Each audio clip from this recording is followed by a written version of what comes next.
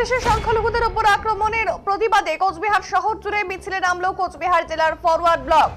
জানাবো শুক্রবার তারা কোচবিহার জেলা ফরওয়ার্ড ব্লক কার্যালয় থেকে এই মিছিল শুরু করেন। বাংলাদেশে ঘটে যাওয়া ঘটনার তীব্র নিন্দা জানান ফরওয়ার্ড ব্লকের নেতৃত্বরা।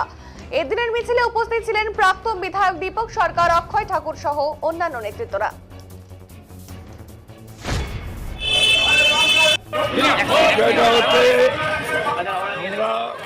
সমস্ত মৌলবাদের বিরুদ্ধে আজকে এই আন্দোলন আমরা করছি। বিশেষ করে বাংলাদেশও সংখ্যালঘুদের যে প্রচার অত্যাচার নেমে এসেছে, এটা অভাবনীয়। এটা আমরা কল্পনাও করতে পারি না যে দেশে শেখ মুজিবুর রহমান এর জন্য বাংলাদেশ তৈরি হলো,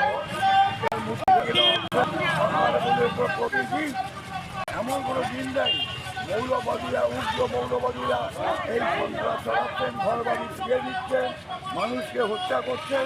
এমনকি যে চিন্ময় প্রভু, তাকে বিনা বিচারে জেলে রাখা হয়েছে, তাকে বলছে সন্ত্রাসবাদী। এটা আমরা কিছুতেই মেনে নিতে পারি না। এই ইংলিশ নিজে একজন শান্তি নোবেল পুরস্কার পেয়েছেন। এই শান্তি যদি এই হয়, তাহলে আমরা মনে করি ইংলিশের উপর থেকে এই নোবেল পুরস্কার, শান্তি নোবেল পুরস্কার